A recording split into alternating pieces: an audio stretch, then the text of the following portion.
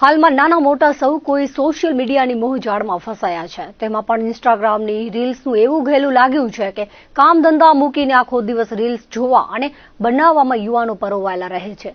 ત્યારે સોશિયલ મીડિયાની આંધળી દોડમાં કલોલમાં ડબલ મર્ડરને અંજામ અપાયો હતો, જેના આરોપીઓ રાપરથી પકડાયા છે. આ બાબતે મળતી વિગતો મુજબ રાપર પોલીસને બાતમી મળી હતી કે બસ સ્ટેશન આસપાસ 3 ઈસમો એક બેગ લઈને આંટાફેરા કરે છે. પૂછપરછ કરતા તેમાં 5,93,600 રૂપિયા રોકડા મળી આવ્યા હતા.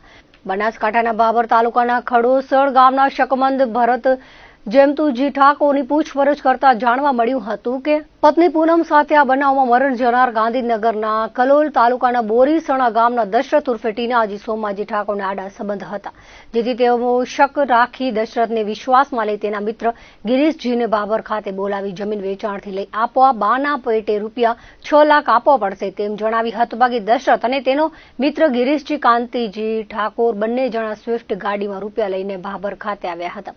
ત્યારે મુખ્ય આરોપી ભરત ઠાકોરે બંનેના જમવામાં ઊંઘની ગોળીઓ ભૂકી કરીને ખવડાવી દીધી હતી. બંનેને મારી નાખવાના ઈરાદે ગાડીમાં બેસાડ્યા હતા.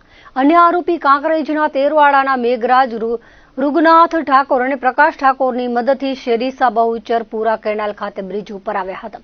ત્રણેય આરોપીઓ ભેગા મળી હતભાગી દશરથજી અને ગિરીશજીને બેભાન હાલતમાં સ્વિફ્ટ ગાડીમાંથી ઉતારી નર્મદા કેનાલમાં પાણીમાં ફેંકી દીધા હતા. સ્વિફ્ટ ગાડીમાં રહેલા રૂપિયા કાઢી લીધા અને ગાડી દૂર મૂકી આરોપીઓ બસ મારફતે ગાંધીધામ પહોંચ્યા હતા અને ત્યાંથી રાપરમાં ફરતા હતા ત્યાં ઝડપાઈ ગયા હતા.